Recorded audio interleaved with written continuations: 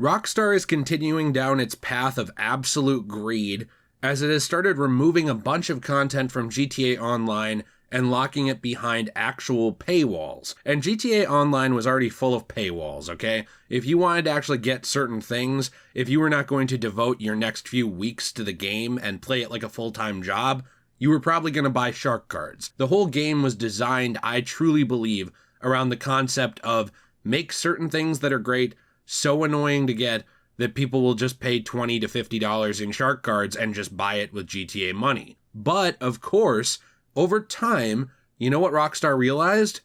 Subscription services, that's the key. Everybody's got a subscription service. Hell, you practically have to buy one to cook something in the microwave these days.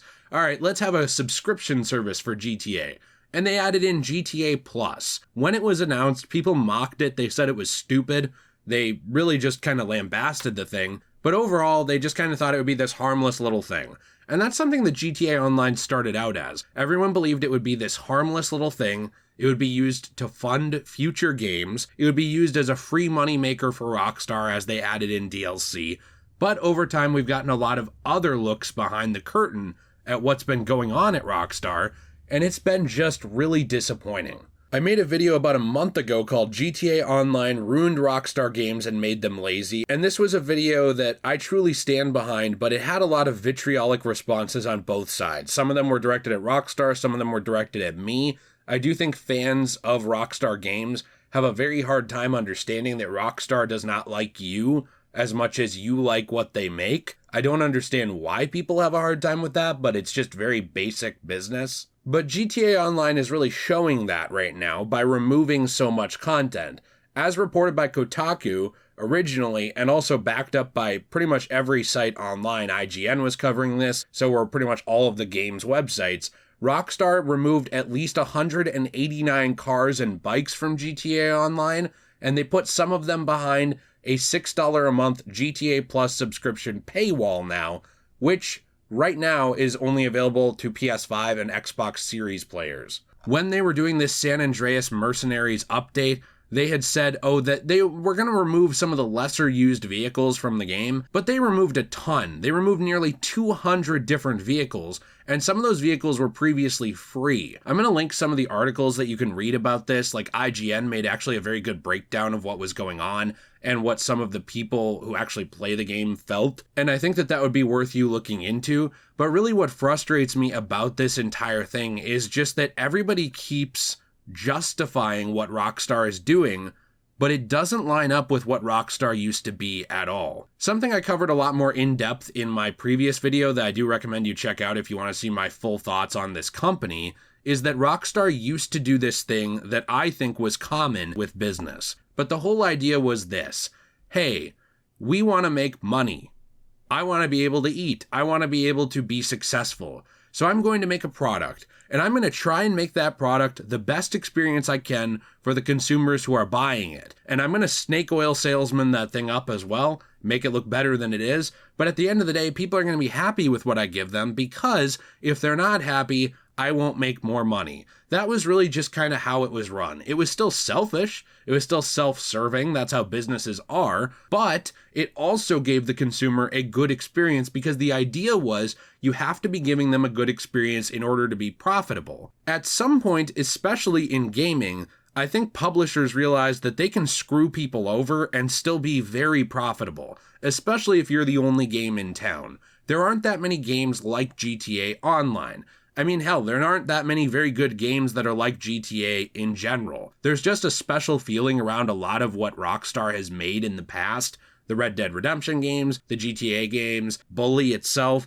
They have a special sauce, okay, that they put in there. And I know that that might not make sense to put it into words, but what I mean is they have intelligent writing. They have a fun art style. They have this tongue-in-cheek attitude when they make their games. All of these things together with the wide explorable world and the fun mechanics, they all cook together into this really fun blend that keeps people coming back to their games. In the past, they used that to make even better games, to be experimental, to try things that they normally wouldn't. But now what they do with that is they use it to milk GTA Online. For every last drop of milk that teat can produce, they are going to be milking that thing until the end of time, putting in as little effort as possible to maximize their profits, because it doesn't matter if they make people upset. It doesn't matter if they even do things like this, where they remove 200 vehicles basically from the game and put them behind paywalls in a just completely money-focused move. None of that matters, because you'll play it anyway because you're a dumb idiot. That's how they view it. Genuinely, that's what I believe. They look at you, they look at me, they look at people who like Rockstar, and they think, what a dumbass. They're going to buy the game anyway, they're going to play it anyway, and when push comes to shove, they'll crack and they'll buy a shark card. And that's what's really unfortunate about this, is I truly believe that there's a lack of respect of the intelligence of consumers, that Rockstar thinks you're stupid. Rockstar thinks you're a moron. And if you're not a moron, there's enough people that they think are, that they can milk for money, just like they're doing with GTA Online. And I think it's really unfortunate, because when we actually got to look behind the curtain with GTA Online and a lot of the leaks around Rockstar and things going on, there were a lot of signs to point to the fact that some of those early DLCs for the multiplayer, those were also supposed to be things for single player and actually expand that world beyond just the story that we got in the base game. But we didn't get that. We got a couple of guns early on, with those early updates where they'd throw a thing here or there in single player. But overall, the single player of GTA 5 has just been largely ignored. It got a couple of revamps when they re-released the game, like adding in a first-person mode, things like that. But if anything, over time, the experience has been very neutered in some ways, because they've been removing music, they've been losing licensing deals to things, and refusing to pay the money to re-up. They've actually been cutting content out of single player in some ways, instead of adding it in, which I think is really embarrassing. But then on top of that, even if you don't care about the single player at all, like let's say you don't care at all about what Rockstar used to be, the glory days, the Ballad of Gay Tony, Undead Nightmare, adding these things in to flesh out their world because they cared about single player experience, and then of course also doing multiplayer and adding to that too. Maybe you don't care about that. Maybe you're only a GTA Online person.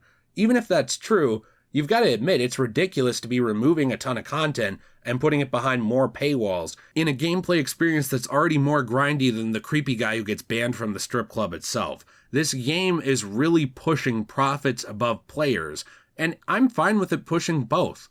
Profits and players. That's how it's always been with business. You make your money, but you know what? You're getting that money from the consumer. It's just you're making them feel like they're getting something good. I don't really feel like we're getting anything good anymore. Some of these updates are cool, they're interesting, but at the end of the day, they are entirely designed now just to milk you for money, and that's about it. They're not designed to fund the next game. They're not designed to provide the best player experience. They're not designed in order to be like, hey, we made $1 billion off of GTA Online this year. Let's put 10 million back into single player to reinvest in our community. No. That's not a thing anymore. They don't reinvest in the community. There's no reinvestment. It's how little can we put in to maximize our profits and get the most out of it. It's really gross and sad. I really think this company is a shell of what it used to be, and it genuinely disappoints me. I know people will keep buying their games, and I'm not saying I'll never play GTA 6. I love the single player components of these games. Red Dead Redemption 2, fantastic game. Rockstar can still bring it when they want to, but when they don't want to, when they don't feel like it, when they just want an easy day, which is 90% of the time of their existence, they don't bring it at all. Whereas I'd argue old Rockstar brought their A-game 9 out of 10 times, if not more.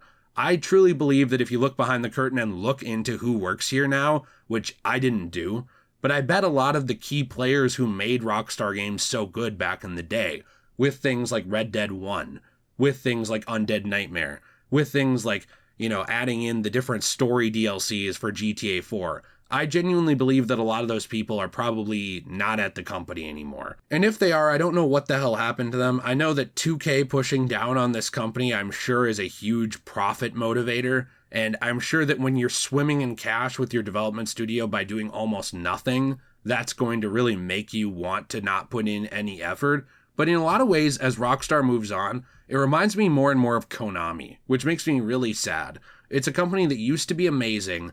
that decided to alienate absolutely everybody who cared about their stuff and see how far they could push them until the rope finally snapped.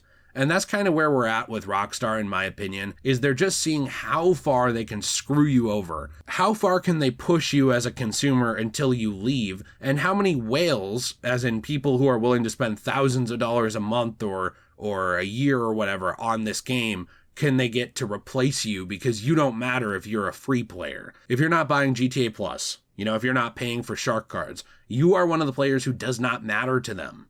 You only matter as an engagement statistic, and that's it. The players they care about, they're the ones who are whales. They're the ones who are willing to buy shark cards. They're the ones who are willing to buy Plus. They're the ones who are willing to eat it all up and not complain. They're the ones who are willing to go into comment sections and simp for Rockstar because they think they're defending their little god.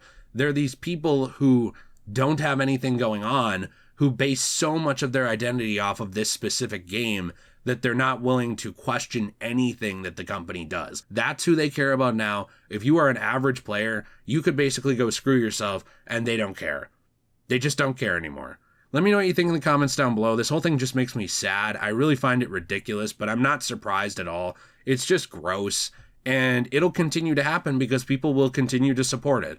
So, I'm interested to hear your thoughts. Please be sure to leave a like if you enjoyed this video, and subscribe for more content. I hope you all have a fantastic day, and stay shway.